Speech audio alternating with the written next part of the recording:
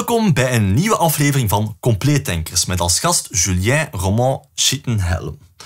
Voor we beginnen zou ik graag willen vragen om deze aflevering zeker een like te geven en deze ook te delen met uw omgeving. Als u zich nog niet geabonneerd heeft op ons kanaal, moet u dit zeker ook even doen, want zo krijgt u volgende week automatisch een melding als er een volgende aflevering online komt. Op onze website vindt u ook manieren om ons te steunen. Bekijk dit ook even, want we hebben dit echt wel nodig om content te blijven maken. Dan onze gast van vandaag. Hij is een internationale gast, want hij heeft de Franse nationaliteit. Maar we hebben besloten dit gesprek in het Engels te doen. We gaan zeker ook ons best doen om het zo spoedig mogelijk ondertiteld te krijgen. Ik ga nu dus overschakelen naar het Engels. Julien was taught ballet by his mother, who was a dancer too, until Julien had the age of 15. At the age of 16, he went to the Conservatoire de Avignon for a year, then did a year in Cannes Rosella Hightower School, and then he started his professional career at 18 with the Ballet of Zürich for a year. At 19, he joined the Nationale Compagnie of Portugal in Lisbon for 2 years before joining the Royal Danish Ballet. This is now his 14th season with the Royal Danish Ballet. He had danced the corps de ballet, solist and principal roles, and he is proud to have had the opportunity to show his work on prestigious international stages such as the Lincoln Center of Performing Art in New York or the old stage of Parijse Opera Garnier. Welcome in Belgium, Julien. Was it correct what I said? Yes. Or, Thank you. Thank you for having me. No, thanks that you are here in Belgium. It's nice. It's a little bit exciting for me as well because it's the first time I do this in English. But let's try and let's make the best of it. How long are you now in Belgium? For 5 days. Okay. Yes, visiting some very good friends. Nice. And yeah, so happy to be on holidays. Yeah. It can be... yeah, it's the ballet life, right? So it's nice to have the body being able to, and the mind being able to relax a bit. So, are you able to do that a lot, visiting other countries, or? Well, I mean, we do have a fair amount of holidays with the Royal Danish Ballet. I think we are quite lucky in this company. But yeah, it's always welcome when it comes because. I mean, I'm 34 now, and the body is getting harder, of course, every year. I'm not a specialist in ballet, but how long can you perform? How long can you stay on this high level? Until 40 years old is normally when we retire at the Royal Danish. If you're lucky, because a lot of us are actually injured and stopped before. So yeah. I'm still there, still standing, so that's okay. But yeah. And do you already have plans afterwards, or you don't know yet? Mostly artistic endeavors. Creating content, maybe composing music, and writing. I like to write a lot. Nice. So, yeah. Write music or write music, yes, and books, also, but yeah.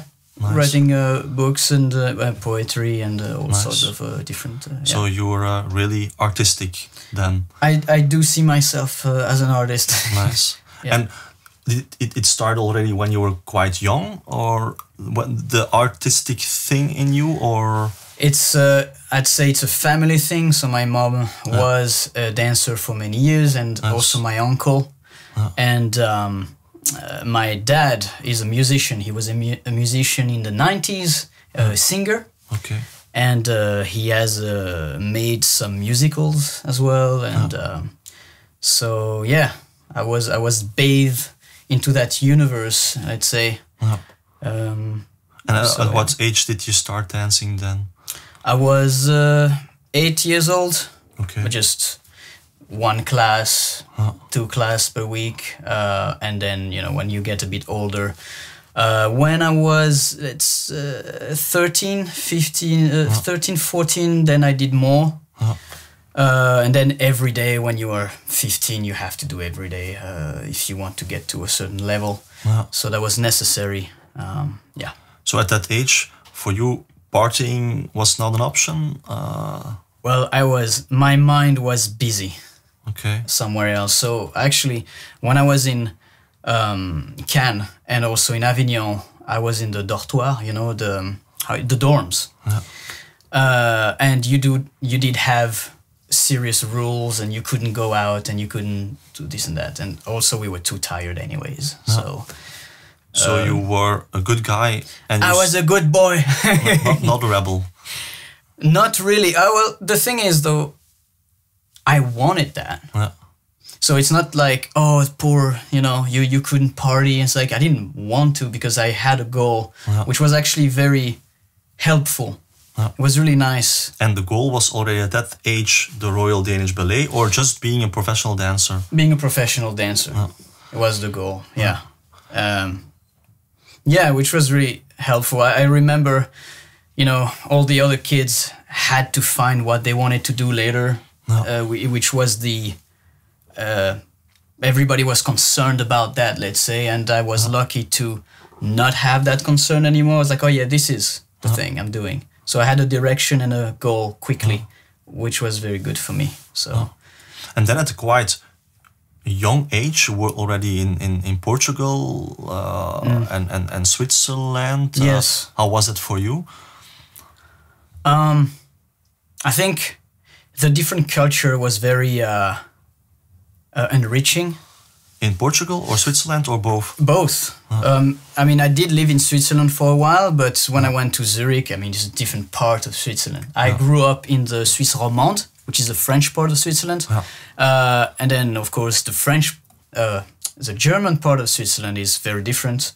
And then Portugal is very different. It's Portugal. So what was very nice for me was broaden my way of seeing things just by confronting and discovering different culture at a young age. I think it's really helping to see things differently. Oh, in this country, things are done differently. Interesting. They don't do this the same way here. And you're very young, so it's like you are very disciplined, and you go to school and you live in the same country and you think everything is this way, and then it's like, oh no. Do you have an example from something that you said, wow, this is really crazy, or Yeah, well, in Portugal, for instance, you know, it's this Latino country kind of thing, and Switzerland is very square, and they have their rules, and it's quite quiet, and everything is in order, right? And in Portugal, everything is more like warm and, oh, you know, hey, and the kids are under your windows and playing football and screaming to the other side of the road to, hey, you know, and talking and like it's more noisy, but it's also more alive in a way. There is a... Yeah, it was interesting to... And what was your favorite? Portugal, Switzerland, France? I like Copenhagen a lot, actually. Okay. Well, Portugal was nice because it was very warm. Of course. But I felt on holiday more than I needed to. So it was the beginning of my career still. So I needed to work and to dance. And I wasn't doing enough of that in this company. And because it was super sunny all the time, we would finish early. Aren't you happier then when there's sun all the time?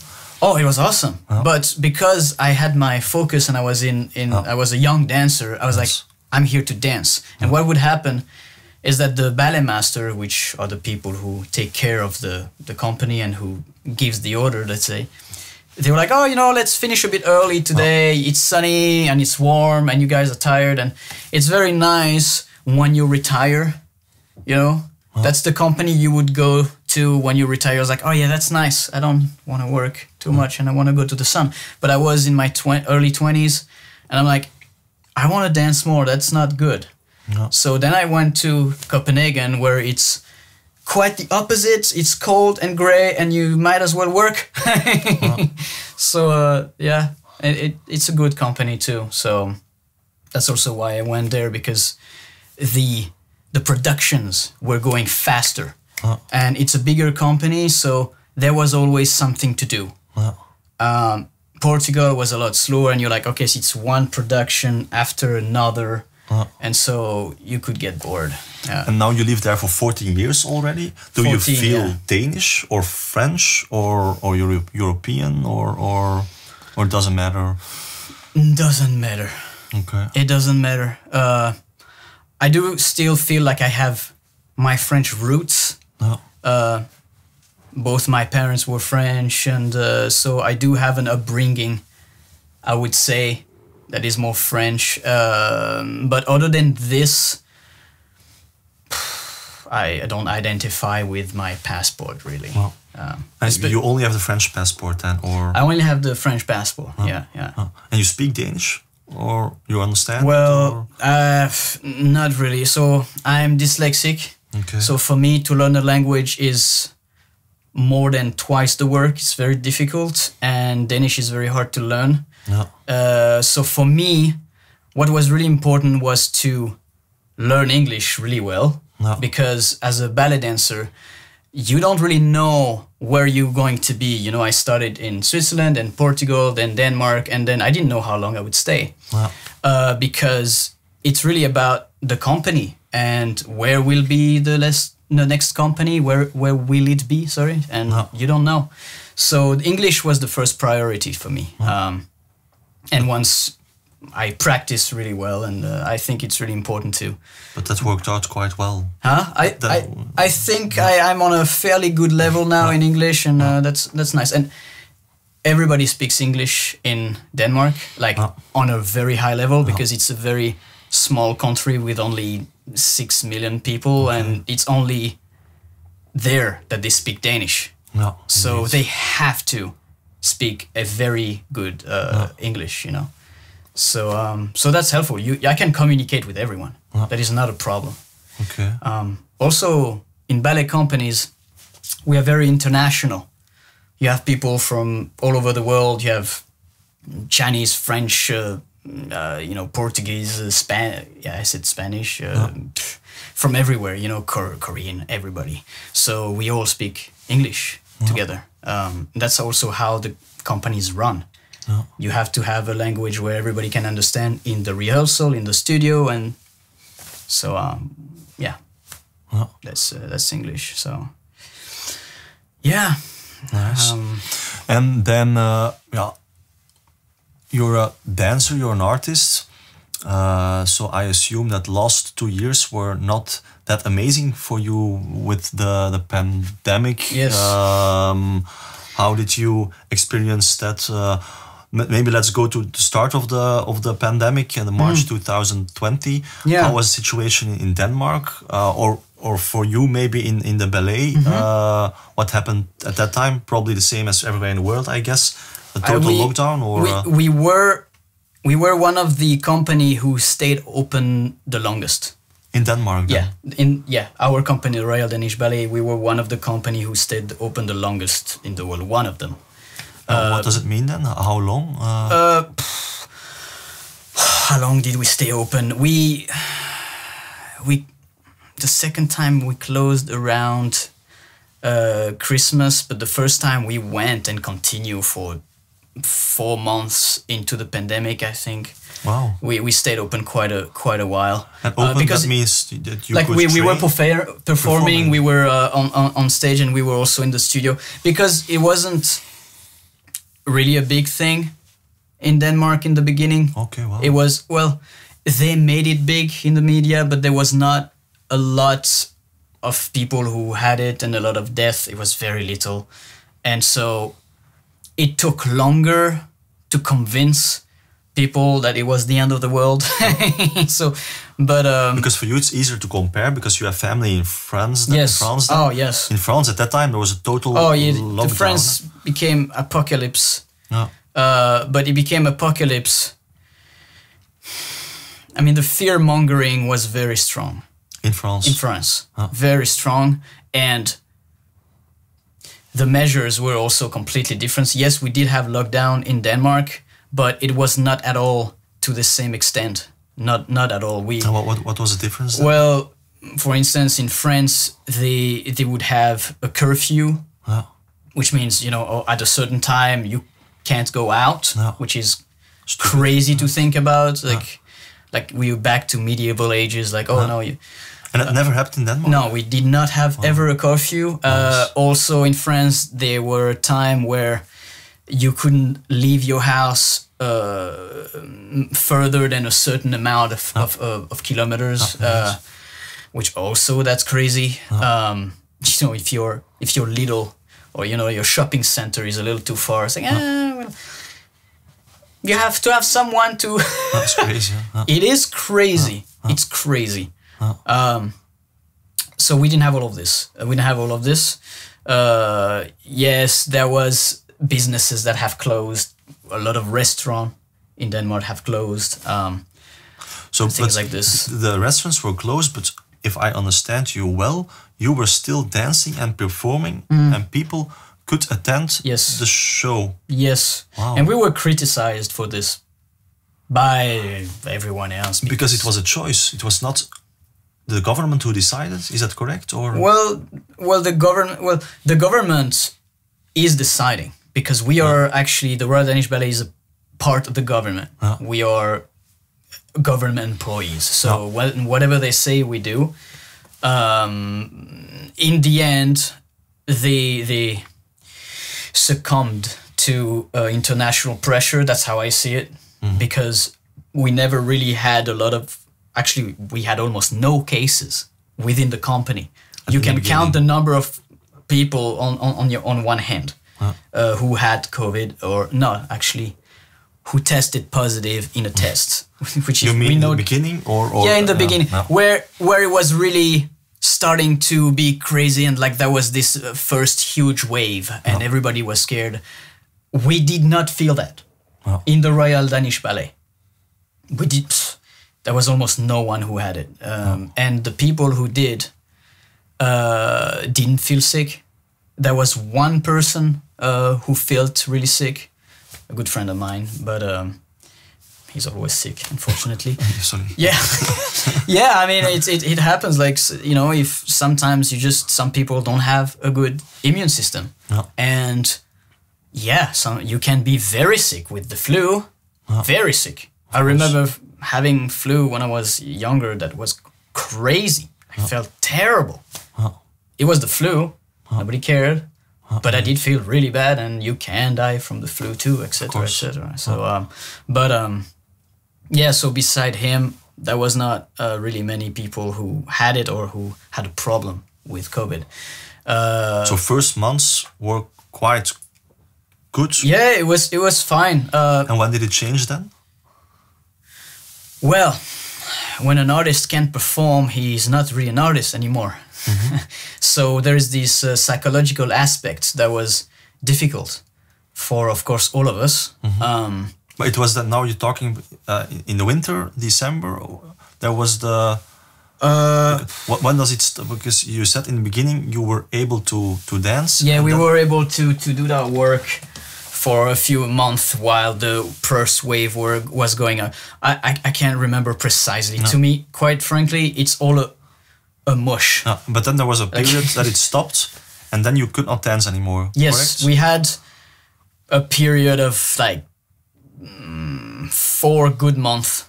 Wow. Like chunk that we didn't and you were not anything. be able to dance. No, you were not trained. Not trained. But you were paid. You had your salary. Yes. This I am very lucky about. We were very lucky about this. We were paid, and it was fine. We were actually one of the only company that had this kind of thing. I know colleagues of mine and friends who've been fired, or who in England, in France, and who were in companies who were not government owned, and when it's privately owned, it's a different strain, financial strain on the people who had the company, and so And what did you do during those 4 months then?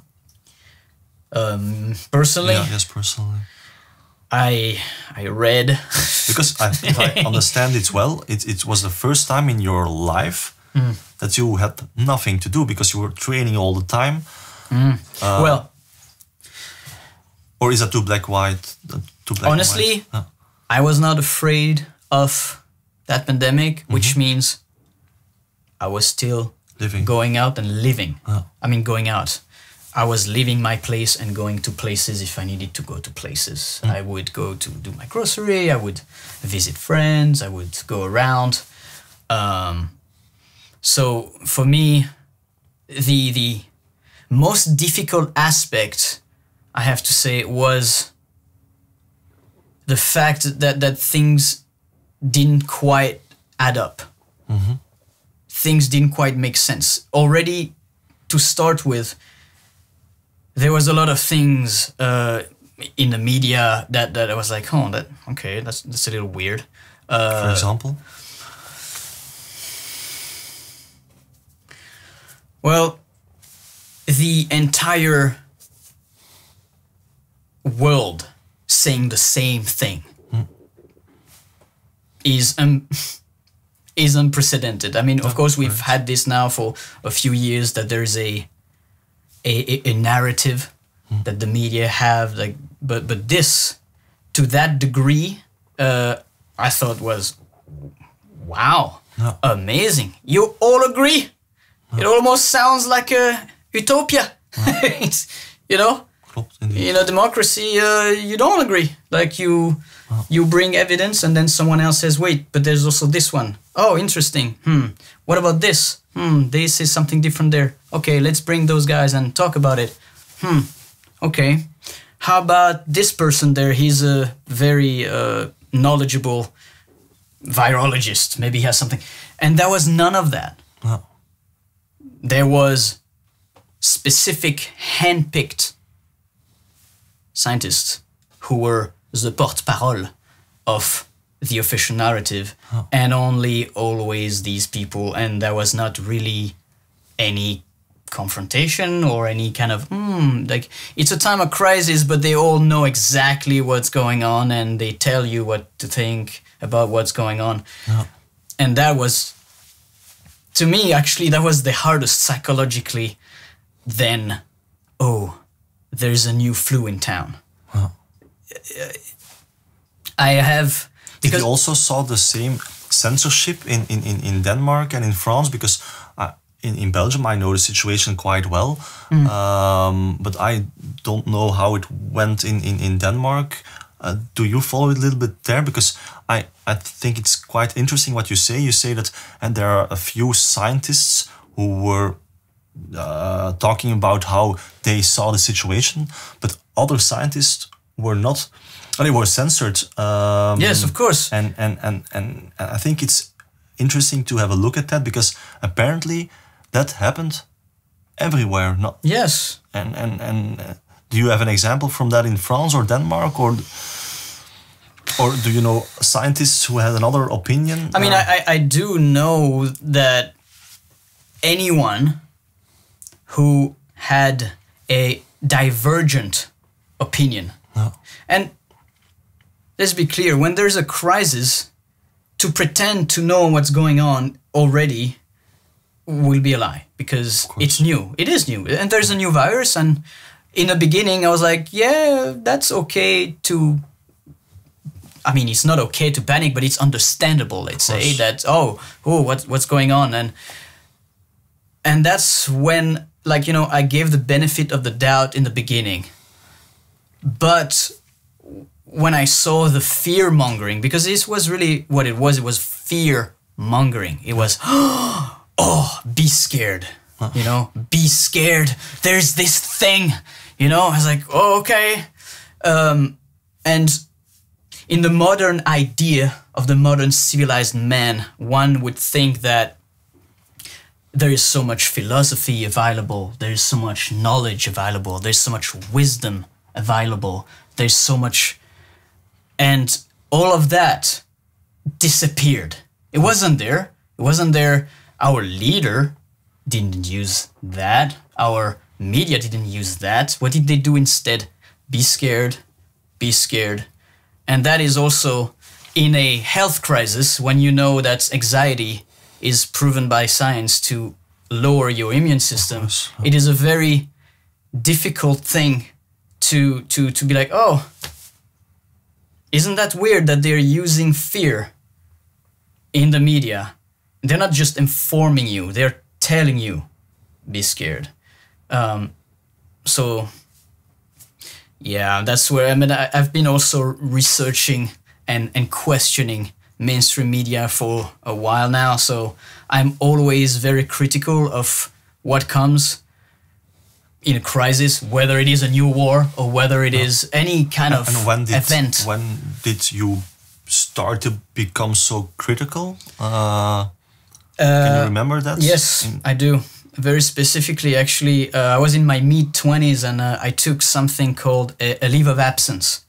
And what is a leave of absence? It's, you can take a year from your job, the Royal Danish Ballet, and they give you a year to either dance somewhere else or just, you know, to rest, but just basically not work for them and they don't pay you. But then in the end of that year, you can come back and they have your job back for you, right? Okay. So I had to take this. I had a really bad knee problem, and also mentally it's a very difficult career, and I had to take a step back to reconsider a lot of things. And then you went back to France, or? I actually went 6 months to Australia. Wow. Yeah. So that was amazing as well. That was really really interesting. But that was in that time where I started to have a lot of time. Of course.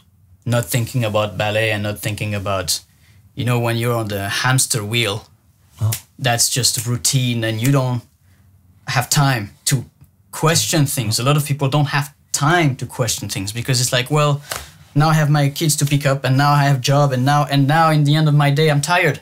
So I'm just gonna put the 20-hour news, you know, the 8 p.m. news and eat that. Being hypnotized. Yeah, and be hypnotized by whatever they say. And what really changed me was meeting Dieudonné. Dieudonné, he's a French comedian who has been absolutely slandered and censored. And you met him in Australia or in France? No. I met him, I have discovered him. Okay. I discovered this comedian who is considered now, you know, for many years to be an anti-Semite, which when they brand that onto your forehead, it basically signifies your public death. Can you just explain what, because I think I remember it, but can you explain what happened? What was the reason that he got that stamp on his face? So Dieudonné, it was in France, eh? Yes, it was in France. On television? Yes. I think So there was something on television. So what he did was he portrayed a character. And the character was a fundamentalist Zionist who was a warmonger. And that was the character. And he was making fun of that grotesque character. And in France, Zionism is very powerful. You know, it's really long to explain, and it's not something I'm an expert in. So I would tell people to research themselves. What is Zionism? But it is not Judaism. It's not the same thing at all. But what happened is Zionists use the suffering of the Jews to hide behind all sorts of crimes, just to reduce it, to not talk about it for too long. So what happened is that as soon as this happened, as soon as he started criticizing Zionism, you know, there's a quote that says, "To know who is in power, look at who you can't criticize." Interesting. It's a very good quote. I like it a lot. You know, you can always say, "Oh, you know, the president this. Oh, it's fine. He's not in power, really. Somebody tells him what to do. It's not him." So you can say the president this. You can say the right, the left. You can say, but Zionism, you say anything, you are now an anti-Semite, and you will be completely destroyed by everyone, all the medias, everybody. And that's what happened with Dieudonné. That's what happened with Dieudonné. And it goes further with him because he didn't just attack Zionism, he attacked the dark sides of society, the place that hurts when you push. the taboo subjects, the places that government don't want you to think about and to question. And he did that. And so independently of the things I've learned watching him, the first thing was I looked at his shows and I realized, oh my God, they are lying so much about him. Yeah. About the anti-Semitism part, you know? Yeah. And it's always difficult to be like, well, you know, how do you know? Because maybe you are not sensitive to what he said, but other people could be thinking such and such. But in reality, what they were saying in the media was, don't watch him because, you know, he is promoting anti-Semitism, he's promoting, how do you say, extremism, he's promoting all of that, right? Wow. And I saw all of his shows. All of them. All of his shows. Okay, yeah. I have them in DVDs. I saw them. I saw everything. Because you were a fan. Because I was a fan and I became a big fan. And I never once developed any kind of hatred whatsoever towards the Jew community. So to me, without analyzing the sketch, you know, the one-man show itself, it was just a good indication. I was like, well, I don't feel or I don't see that. Wow. So, and on top of that, I mean, we could extend to the fact that censorship is a big problem in society today, and especially in light of what happened those past 2 years. But already at that time, I realized the strength of the mainstream media and of the censorship. Wow. A good thing to think about with him was, do you remember when Charlie Hebdo had this big attentat, a terrorist attack in Charlie Hebdo, right? Everybody was Charlie, right? Everybody was Charlie because it's for freedom, you know, Hollande, everyone, all the politicians, everybody, freedom of speech. At the same time, Dieudonné was refused, was censored, was stopped from performing by a court of law. The French government have stopped this artist to go on stage to talk about all sorts of things. And they were preaching freedom of speech at the same time. I am Charlie, right? And what did Dieudonné did then? He did it online, or how did he solve the problem? Well, he went to court and he won afterwards. He went to courts many times. Many times. I mean, I think it's one of the artists, if not the artists in France that have been in court the most. Wow. It's unprecedented. And is he still performing now then? And is he still famous or? Yeah, of course. And what kind of people are going to his shows? Everyone, any kind of people. There's not, this group. No. But of course, there's demonization. So they will demonize people who go watch him. So they will say, yeah, these are anti-Semites, or these are extreme right-wingers, or that's common practice to censor and demonize an idea. And when you do it hard enough, you have people who don't even think of questioning. And I've met plenty of people. Actually, it's kind of funny. My ex-girlfriend, who was Jew, actually, she was an American. She was a Jew.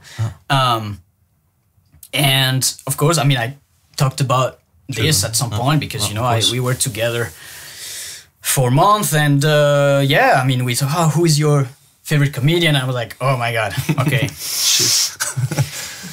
All right. And I was like, you know what? Yeah, I'm gonna say Dieudonné, and then I'm gonna, we're gonna talk and actually it's going to give me a good indication of where she is as well. Of course. And she knew him? No, but the basic mistake, you Google it, and what do you find in the 30 first pages? Like, this guy, anti-Semite, and this and that. So yeah, she was convinced. she was convinced that he was an anti-Semite, he was the worst person. And this really strikes me because this is very common, that people don't have opinions. Oh. That was not her opinion. Because in order to have your opinion, you have to go sit yourself and use your critical judgment to think.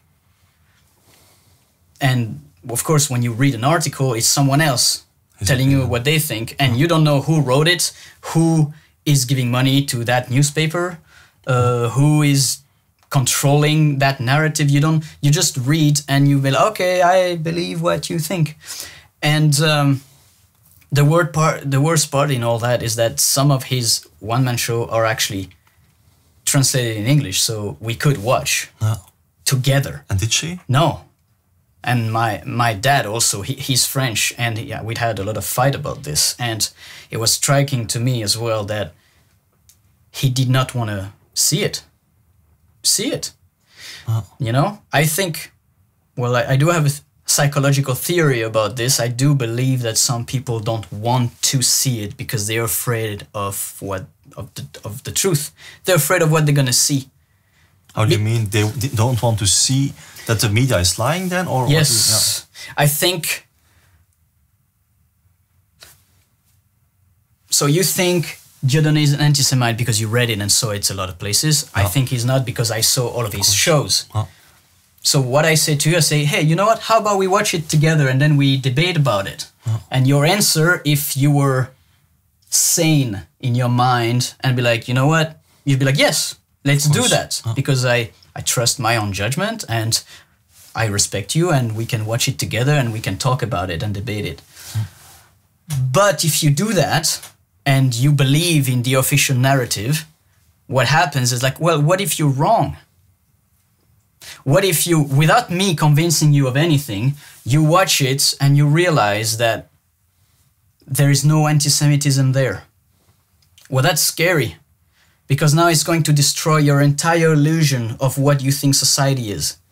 Because it's going to completely shatter your entire vision of the world. And that's hard. It's very hard. And what happened with the girlfriend? Well, I mean, now we broke up, but I don't think it was not because of Dieudonné. Actually, it was because of the pandemic and our different position on vaccines and the regulations, and we were too far apart. That was quite recent then. I mean, I mean, we broke up like 7 months ago. Okay. But then you were explaining that you were on a leave. You discovered Dieudonné. Yes. And then you saw the world through different lenses. Yeah. But the thing is, because I was also on the hamster wheel as a ballet dancer, I mean, I had to train and I had to dance and I was tired in the end of my day and I just wanted to relax and I didn't want to think about, critical thinking about it. I'm tired, just like most people when they work all day. Of course. So when I did this, it gave me time to question things like, oh, that's interesting. I never had time to look at this more closely, Yeah. No. And once you realize this thing about, so the media lied a lot about this specific subject. About what else? About Dieudonné and about this, and also the censorship that, like the violence of the censorship, which is, c'est pas digne, it's not, the dignity is completely gone from that country for doing this to an artist. And I'm an artist myself, so I know what it means to cut your ability to express yourself. It's, in a way, worse than death. Indeed. For an artist. So it's very violent. Not only for artists, I think also for scientists or other people. Well, of course. For everyone who wants to speak about truth and what he or she thinks. Of course. But certainly for an artist, because that's, I think, the basic, it's in the heart of the artists is performing and doing. It's the fuel of your soul. Indeed. It's like, your craft is what feeds you as an artist. If you can't do that, you know, it's absolutely dreadful. And so in France, le pays des droits de l'homme, n'est-ce pas? En effet. Right? They have done that at the same time where they were saying, I am Charlie. And that was deux poids, deux mesures. It was a, you know, this, it's okay to say, it's okay to promote anti-Muslim propaganda, but it's not okay to talk about difficult subject in society that should be talked about. Why? It's not okay to talk about Zionism. Why? What are you hiding? What is it? And afterwards, what was the first thing you saw that was not correct either? So we have Dieudonné, and afterwards, what is the first thing you saw? So the thing is, when something that strong of an awakening, that's how I felt, that strong of an awakening happens in your brain, then it's like, it's spreading. Because like, well, if they lie that hard about that little subject, what else are they lying about? What else is there? This was new to me also. As I said, I was on the hamster wheel and all of a sudden I was like, oh, okay.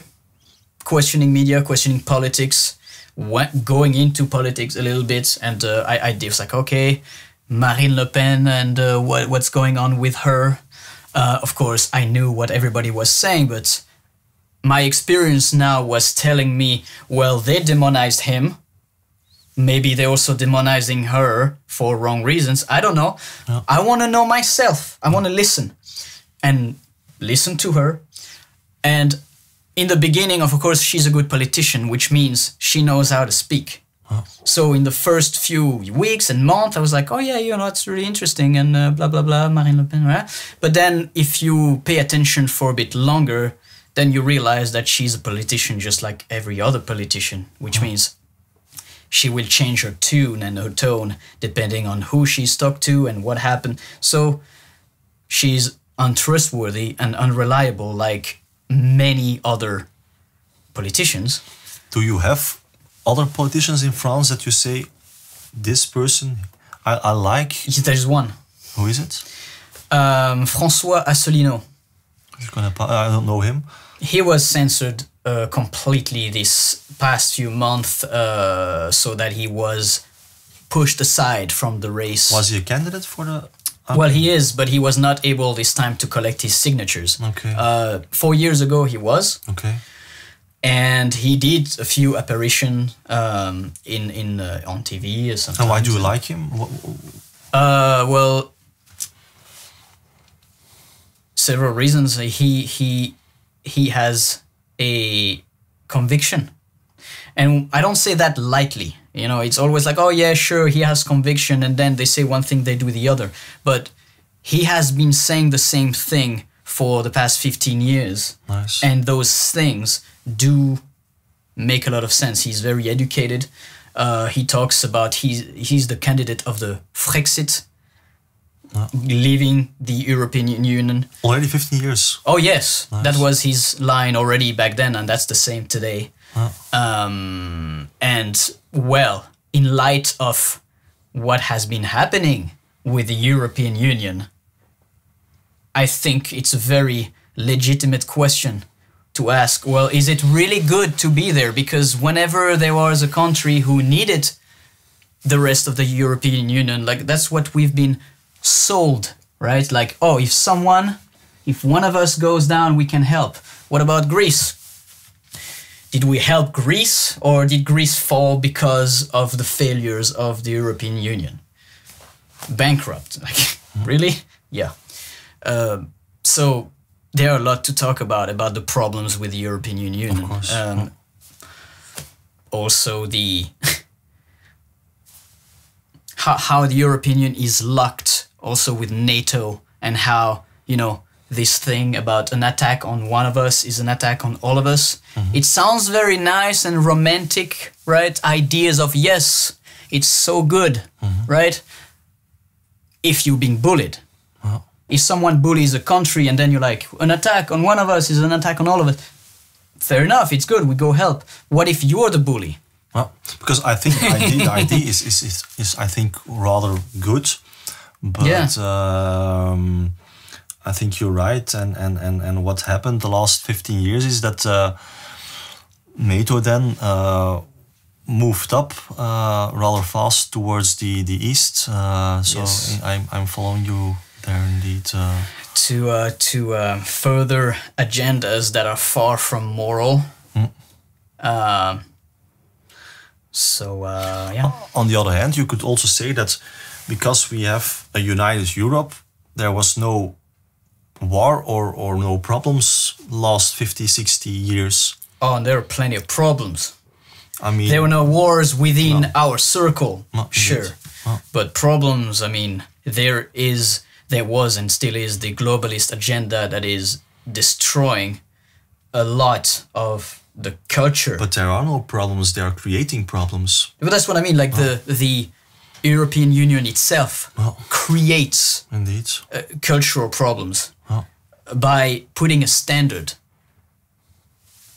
that everybody has to follow, because that's what it is, you know, like they have an average of, okay, now we have to have certain amount of people that we can let in the country, or we have to have certain policies, or all of these, there's like an average of how the European Union should be, but it creates problems because Greece is not France, Germany is not, you know, Italy. Like there are different competitivities, and when you pen them against each other, you're going to create huge problems, economically as well. But that's more his domain, François Asselineau. So he's more of an expert in that field. And other things that he, why you like him? Well, he's basically not controlled by the elitist agenda, which has been privatizing everything in an alarming rate. The privatization of all of Europe is an absolute disaster. What do you mean, the privatization? Privatization, well, the privatization of the public sector. Basically, everything that it's public, so it's owned by the states, and is public, so a hospital or all sorts of structure that helps citizens are being more and more privatized. And what happens with that is that, well, a private entity now doesn't answer to constitution because it's not bound to the rules of the states, it's bound to the rules of their policy. You know, the government can say, you know, that's legal to do that. It's like, yeah, but that's not our policy here. And that creates huge problem there also already. It's like, but maybe sometimes that's also a good thing, because last 2 years we saw that if the government has too much power, indeed, it's not good either. Absolutely. So for me, in general, I think privatization is in general, at least in my feeling, a good thing, because we don't want too much power. That's true. With the government. I agree. But in a democracy that works, and we both agree that's not really where we are, but normally the reason why we should, try to have a country that can function with the power of the people voting to have rules that applies to the states and public sectors. Now, it's not anymore even in your hands. Now it's a private entity. It's not even part of the democratic process. Last 2 years, indeed. But that's the only politician I actually follow and like and listen to. He's also the only one 4 years ago when he was in the grand debate with all the others who brought forth the grand directive of the European Union, which is a paper that you basically receive on your first office day as a president, which is a directive of what the European Union wants you to do. Wow. Which is crazy, considering the fact that everybody around that table seemed to not know what it was. And that's something that is fascinating. They all have a program which they won't be able to follow even if they want to, because some of their program collides with this paper. oh, I want this and do that. And everybody's like, yeah, I want to elect you. Yeah, but I can't do it now because European Union said I can't do it. And he was the only one who brought this to light. I think some people, Macron knows about it. He knows, but he's working for the elite. He's not working we saw that the last 5 years indeed. Yeah, exactly. Because I have to admit, when he became president 5 years ago, I was quite positive. I thought this guy will bring change. But actually, how I see it now, France was the biggest disaster in Europe during the COVID crisis. Absolutely. It was It's crazy. a dictator. That's what a dictator is. You dictate what you think the others should do, which was absolutely... The statement, I mean... every time I hear him speak, I just like... And you guys are pissed about, these Hitler, and just listen to his words. Listen to his words. He is ostracizing part of the population for not taking vaccine, not following what he said was the right thing, independently of what actually science said. He's Le Petit Prince, he's the prince, he's the king of France. He's not... And even more astonishing was that the day he said that, we saw other world leaders saying exactly the same words. Did you also saw that? Yeah. Oh yeah, Justin Trudeau also, of course. Yes, indeed. Well, like Monsieur Klaus Schwab said, I don't know if you saw this incredible YouTube video where they just film him. There's no commentary, there's no conspiracy theories like, oh, this is what Klaus Schwab said. No. Klaus Schwab, he's the head of the World Economic Forum. And there is a 2-minute video online, which is very easy to Google, to YouTube. And he says, literally, well, we have penetrated instances and the cabinet in France. We have entered the high spheres of power all over the place. Justin Trudeau is from us. Macron also. This is a private entity that does not answer to anyone, and he's not being voted for, and they have very strong views and opinion on what they want to create in the world, which is not monitored or by anybody or supervised. I think it's nice you explain it quite well, because the problem is now, if you dare to talk about it, you're like a conspiracy theorist who is stupid. Of course. But you explain it very well, because you have 2 minutes, you can watch it, you can listen to it, and he says it literally. He says it himself. And it's not coming in the press. No. Nobody's talking about it. And if you do, you're a stupid guy. Of course. It's the narrative. No. The narrative is, as long as you think what we tell you to think, it's okay. That's the narrative. And if you dare to question or even bring up the Great Reset, which is an ideology that is brought forth by the World Economic Forum. Well, it's a book from Schwab. He wrote it in June 2020. Yeah, exactly. He wrote quite fast, because the pandemic started in March, April, and already 2 months later he had his book. It's it's quite impressive. It's impressive. It's as if for such an old man. Yes. Yeah. But then we start with Dieudonné, and then you became critical. Yes, I became about everything, basically. I just no longer wanted to take things for granted in terms of information. Well, do you have other examples from last 10 years that you say this is really crazy? There was 9/11, which was absolutely crazy, and I don't think I need to go into too much detail. I think a lot of people know that official version of that event were so grotesque in many cases that you cannot not question it. Indeed. And it's the same, in my opinion, with what happened these past 2 years with COVID. Like the amount of nonsensical rules and implementation of rules and lockdowns and all that happened, you cannot not question it. Indeed. If you don't question is, now it's called willful ignorance. And willful ignorance is actually it's a psychological process that is absolutely normal and human. It's the fear of the unknown. It's the fear of the truth, because I like to talk about the Matrix, which is one of my favorite movie. Okay. Philosophically, I think it's very rich, and it's just a piece of art.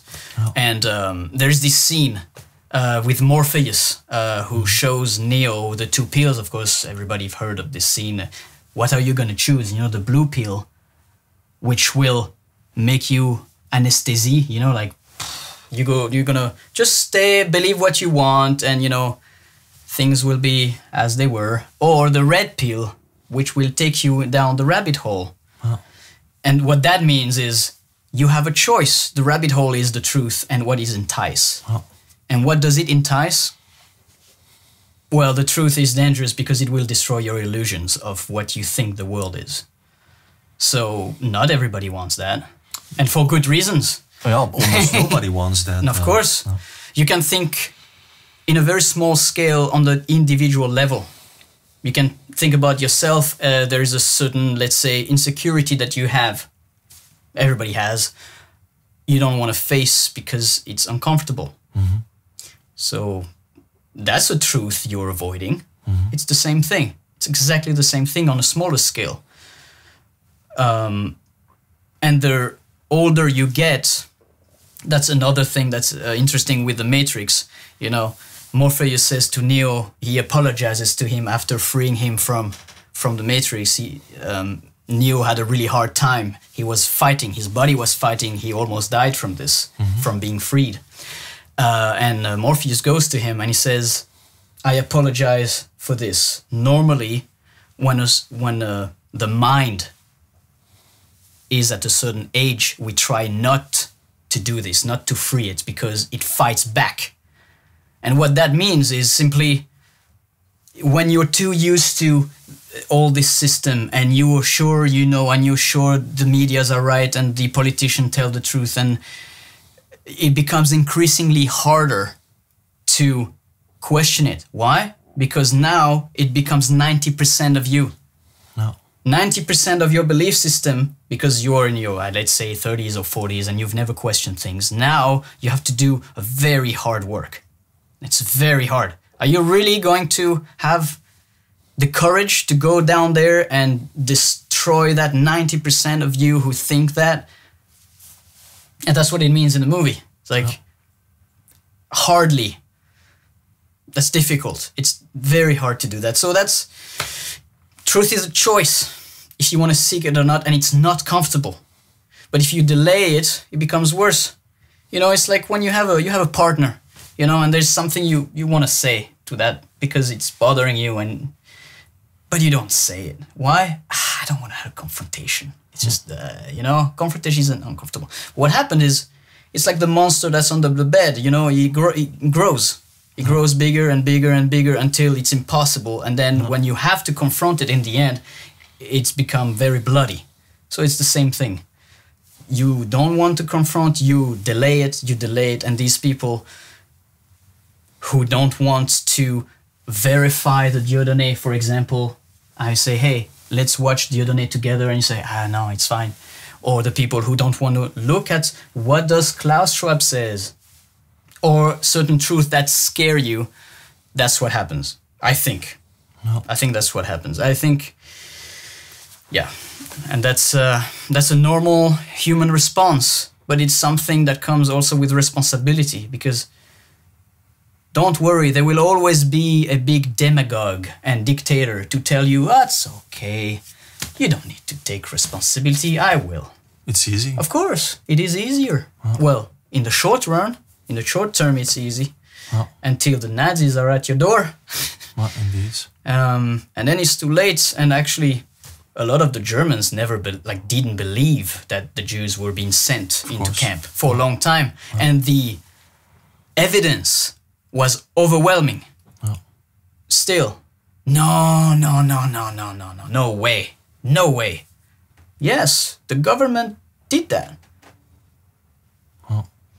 So the government should always be kept in check, because you should question. The default of your mindset should be questioning. As soon as a new information comes, it's not to think, to go in the extreme opposite and come up with crazy conspiracy theories. Oh yeah, there's reptilians or whatever crazy things. It's like, it's not about that. It's about just question what comes. Indeed.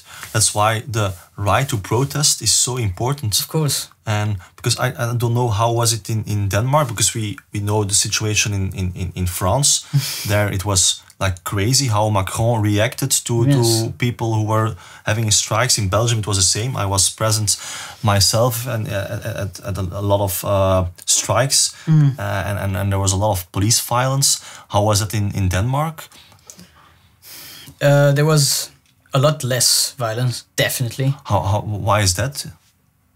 Well, Danish people, that's a cultural thing in my opinion. Danish people are a lot more okay with following rules. If the government will tell you to do something, you'll just do it. That's the Danish way. French people are completely different. And again, I'm not saying it's always good.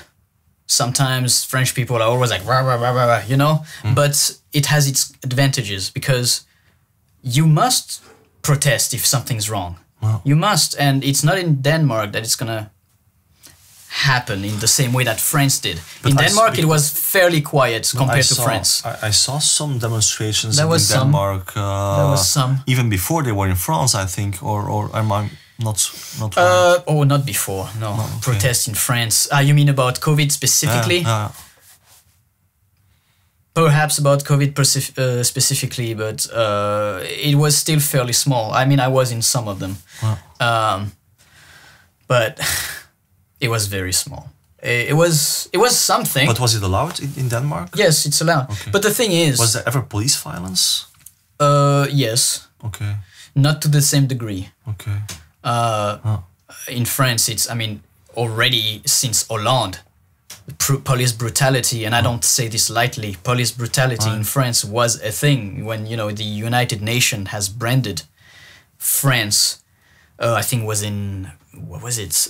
It was in Hollande, so it was like 8 years ago or something. Where the United Nations, they branded France a repressive police, police state for a period of time. Like, it was a police brutality, not a police state, but they did mention that it was unacceptable, and it was.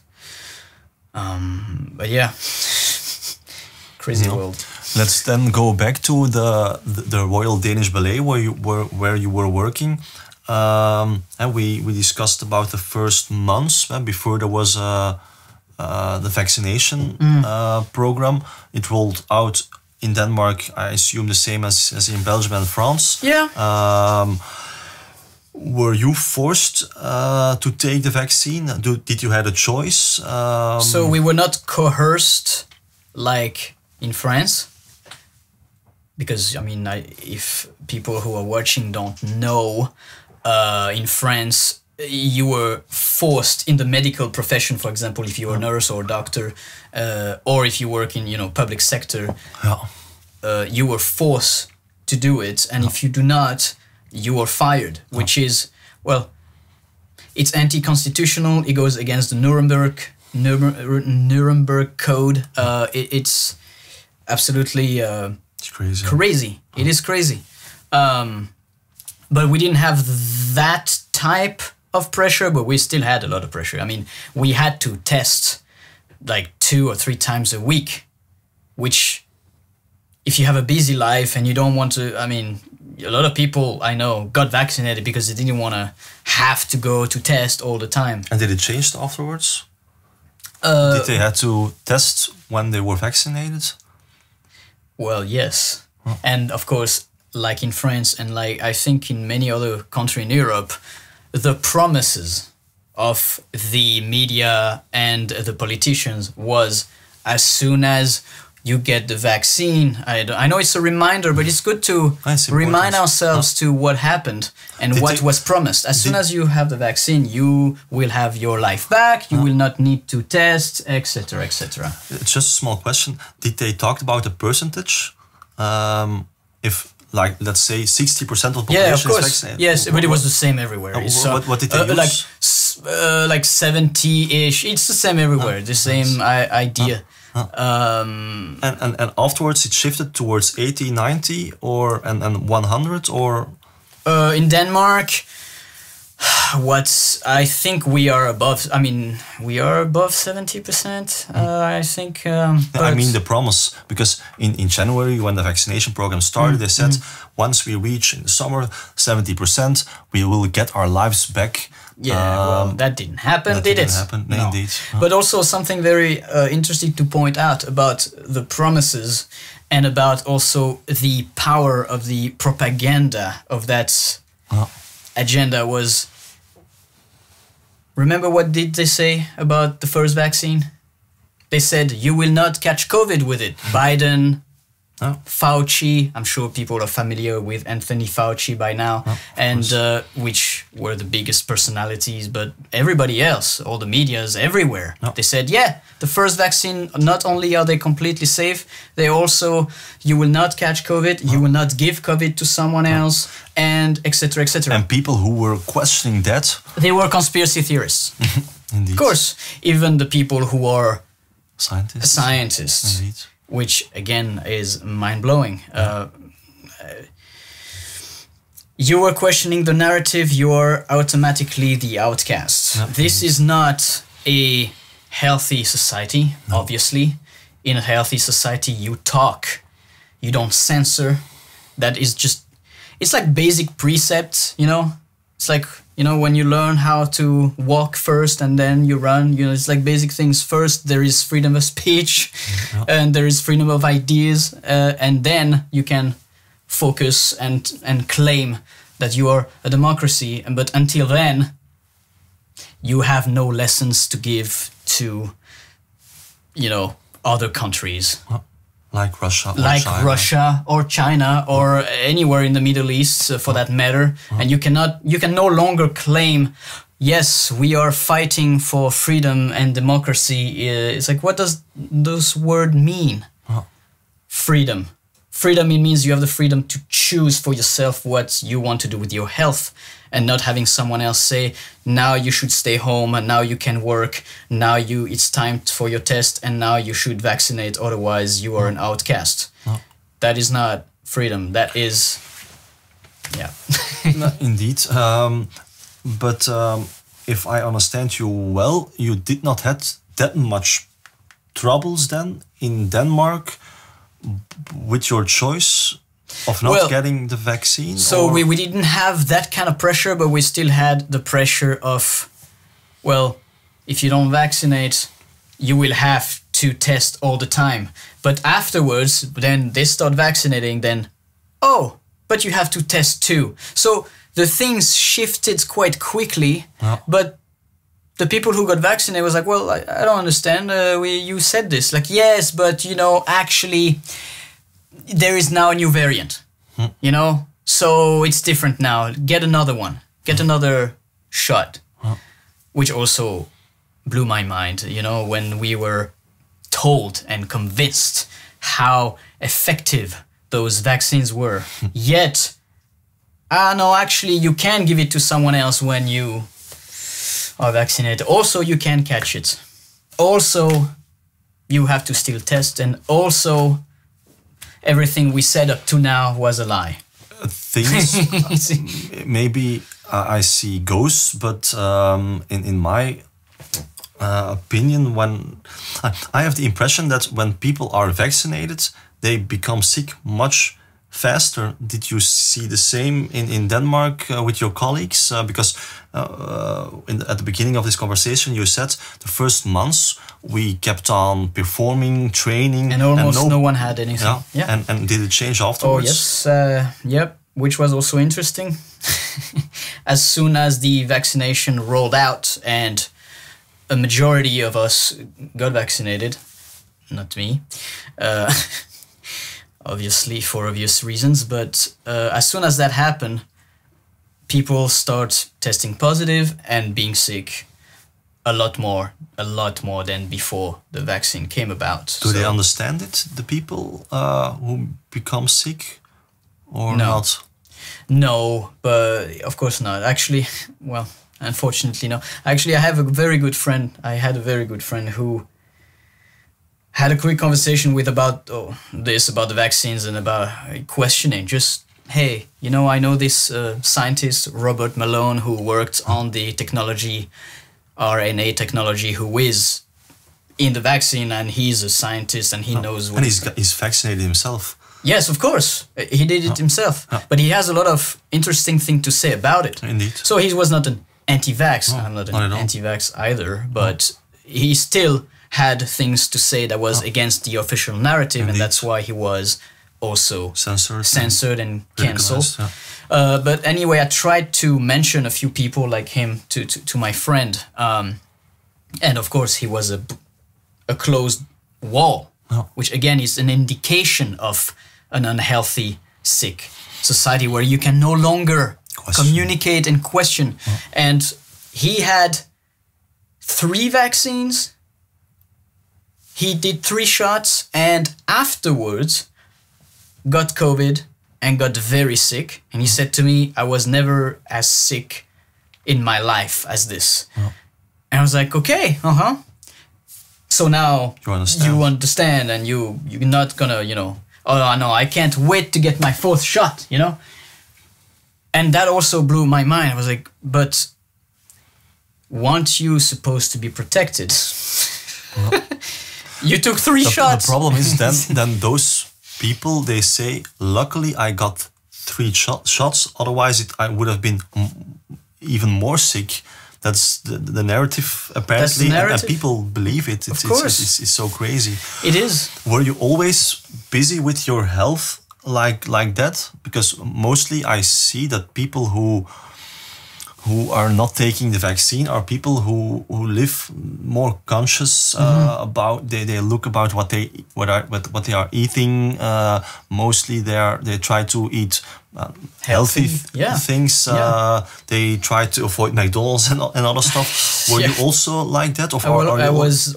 I was always like that, but I became even more like that after my mid-20s, and it just became increasingly more like, okay, I have to really, because I'm a dancer first of all, so I have to have a certain health. Of course. Then something specific that I won't talk about here happened to me like 5 years ago, where it made me realize that actually I had certain knowledge that I wasn't applying to myself. Like, I know this is not good, I know this is not good, but I'm still doing it. It's like, no, don't do it. So I still improved on my health, and I mean now I haven't been sick for a very long time. The last time, I don't really count it, but last time I was sick, I just had a couple of days a headache, but it was nothing. But otherwise, it's been 4 years since I wasn't sick. So being sick is not a problem. Sometimes it happens. You can have a headache. Of course. It's nature, I think. It is. It is. Well. It is. I think there is many ways that you can be sick anyways. Like you can be in a wrong place mentally, and then it brings sickness. So there's a lot of different ways to. It's not just, oh, here's a microbe. Like we understand now that it's a bit deeper than that. Indeed. But yeah, I've been taking care of my health for a long time, so I wasn't afraid of that pandemic, and I think that also plays a role, because again, anxiety. A lot of people got scared. Why? Because they were told to. Indeed. By the people who claim to protect you. And we know, I think, that fear has always been a tool for tyrants. This is not something that is new, that is something that has been done in history. Certainly. Many times. Same thing with censorship. We were talking about censorship has never been once used for truth or justice, or never. So when the tyrant, or whoever you believe isn't the tyrant, use those tools and tell you, no, but it's for your own good. You already know it's a red flag. Yeah, indeed. You just look back at history. That's not how democracy is done. Democratic means our talk, there is a soul within it, which is a bit conflict, but there is a life in it. It's like, give me your point of view, I'll give you mine, and we'll see some experts and we will work it together. Yes. But the fact that it's unilateral today in the media is just one thing. It sounds and look like a scary utopia. You don't even need to go in depth. You just need to observe what is going on, and you say, oh, so you can't say this and you can't say that. Why? Because it goes against the narrative. Well, that's called authoritarian regime. Indeed. And how do you see that for the following weeks and months? Do you think we will have COVID back after the summer, or will there be another narrative taking over and bringing new fear? Maybe they will try to push another wave to see if they can get a fifth shot, booster shot. I don't know. I think it's a bit dying out, this trend now, because they haven't been talking about COVID for a while. It's all about Russia. So I'm not sure they're there, because as we speak, there's a lockdown in Shanghai, in China, right. for 3 weeks already. 5-6 weeks ago, Germany ordered 4 or 5 new shots per person. Oh my God! For everyone, so I'm not quite sure that it's over yet. They will milk the opportunity to sell their products as much as, of course. Yeah. And what do you think about the climate? Is it something you have an opinion about? Climate change, CO2, or not really your field of expertise? It is not my field of expertise. I will say that regardless of the validity of the crisis, it will always be misused and propagate in a way that we need to be critical about anyways, because any crisis is and has been and always will be used by powerful entity in their advantage, because that's what happens. That's what always happens. There's something that's fascinating with, this term conspiracy theory that's been thrown around now for a long time, and it's became a satire of its own meaning. It's like, what is a conspiracy, really? A conspiracy is some people who are planning something that is hidden to the public. Well, it's been since the dawn of time that conspiracy existed. Of course. All of a sudden, there are no conspiracies anymore. They're just theories. All of a sudden, no. Of course not. There will always be conspiracies. This is actually, when somebody tell me you're a conspiracy theory, and I'm like, thank you. Thanks. Because, I think you should look into conspiracies in order to avoid them. No. How else are you going to avoid them? What do you want? You have to question it first. You have to have a theory first. That's any scientist or artist, in fact. When you research in art, it's very similar. You have to have theories. That's where it starts. So when you say you're a conspiracy theory, sure, I do research in conspiracy to know the truth. That's fine. It shouldn't be a bad word. It is a good word, actually. No, I agree, because like 1 year ago, it was a conspiracy theory that we would have a green pass, or that there would be a 3rd or 4th booster shot. So I agree. Macron said himself that he would never force the French population to vaccinate. And 3 months later, he did. He does. But they will always convince you. But there's a good reason for that. Yeah, of course there is. Well. Of course. But yeah. Then let's say I think we tackled the different topics we want to talk about. Maybe you're also quite into crypto, if I'm correct. Already, how long are you busy with? 2 years now. And what is your point of view there? Well, it's why are you doing that? Maybe that's the first question. It is well, it's a new technology, of course. New technology has pros and cons, and of course we have to be critical about everything. But what I'm mostly interested in the crypto world is Bitcoin itself. The first crypto and the first crypto that's been created with the blockchain. Yes. Which is fully decentralized. If some people don't understand, it's always a bit complicated to understand. Oh, but what is Bitcoin? What is Bitcoin? And I am not a Bitcoin expert, but the fact that it is not controlled by the central banks, by governments monitored. You can monitor it, but you can't stop it. Indeed. So it is an open ledger. So just like Edward Snowden talked about, I'm sure people are familiar with who he is by now.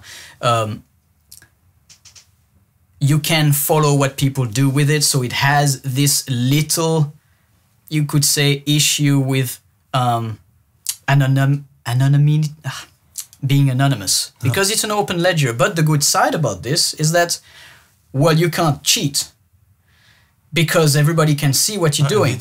So amazing. It is amazing. So there has also been a lot of propaganda paid by big elite corporations and banks, because they're afraid of it. Of course, because it will challenge their mummies, their grab onto financial system.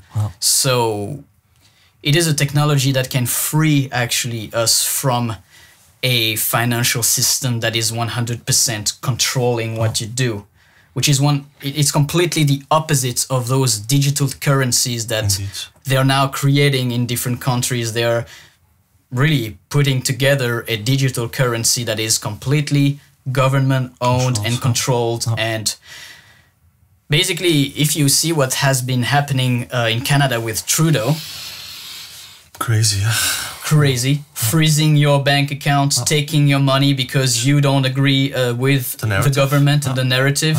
Well, think of this and multiply it by 100 when these money. On the other hand, you're completely right. But what was interesting, in my opinion, in Canada afterwards, Trudeau was disgusting what he did.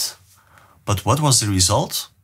People started using Bitcoin, or they took their money from the Canadian banks towards banks in another country. So the lesson is, if governments make mistakes, we have always a solution. Yes. And that's why I'm not really afraid for what's going to happen also in Europe with the digital currency. If they are so stupid to impose that, we will look for alternatives. I agree. And Bitcoin is an alternative. But we can also decide to keep using our money. And we have to use that more, I think. You mean let's say the euro? Yes, indeed. Or different systems. Yeah. If they impose a system to us, we have to find other ways. And in Canada, it was really crazy what happened. But it's an eye opener. It was almost a bank run. Yeah. So I think it was quite interesting, and that's why I like Bitcoin so much, because it's not only probably a good investment, but it's the ideology. It is behind it. Absolutely. The ideology behind it is fully decentralized, which means you eliminate the third party. So in normal banking system, there is you, there's me, and there's the bank that verifies the validity of the money. But with the technology of Bitcoin, what I think it's essential to talk about and what people should understand about it is that it is a technology that eliminate the middleman. Yes. It is the transaction is verified by its own network and not by its own technology, which means it's owned by nobody. It's owned by you, by me, but no one controls it. No. Which is no one can manipulate it or either. manipulate it, or also take it from you if you have it in a private wallet. The government can come to your home, take your cash, they can take your gold, but they cannot take your Bitcoin if it is in a wallet. Yeah, you only have to have good protection, and you have to understand, because indeed it's not that easy if you don't have an IT background, or you have to study a little bit before using it. Indeed, it is a very volatile asset. So the problem is that often people think they're going to make millions, and they just go into it and they just put money into it without knowing anything about it, and then a crash comes where it lose 10, 20, 50%, and people freak out and it's like, oh my God, I lost all my money. You should first understand what it is. Of course. Understand what it is. Because once you are educated about it, then you can take a position that will be not risky. And I've been in it for 2 years and I have made money. I've not lost money. And I think that's the good state of mind to have when going in it. You need to know what it is that you put your money in. Well, I fully agree. Yes. Yeah. Oh, sorry. You. No. I wanted to go back to, because we talked about conspiracy theories and alternative way of thinking and talking. Beside the fact that we can no longer have different opinions than the narrative, which is already very dangerous and scary, we can, if we think about the story of Edward Snowden, I think it's a wonderful example of what does America stand for? What does Europe? What does the Occident stands for in terms of truth? He has lost his passport. America took his passport when he revealed the truth to the public. He's a criminal. He has been branded a criminal for telling the truth about mass surveillance. Which also used to be a conspiracy theory. Indeed. Oh no, you think the government is really listening to you through your phone? Ha ha ha, you're stupid. Yeah? Indeed. And then he revealed the truth. Actual NSA programs of mass surveillance. And so. And where is he now? Where is he now? He's stuck in Russia.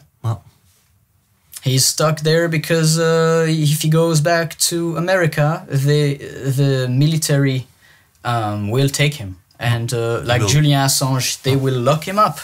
This is how the truth is treated. This is a beautiful example and symbol of how they treat the truth. Indeed. So when we get lessons in podcasts like this one, and like maybe Joe Rogan, we get lessons about fake news. Indeed. I think we should understand who is making the criticism. People who lock Julien Assange up, people who fight Edward Snowden. These people pretend to know the truth and to censor fake news. Well, you're completely right.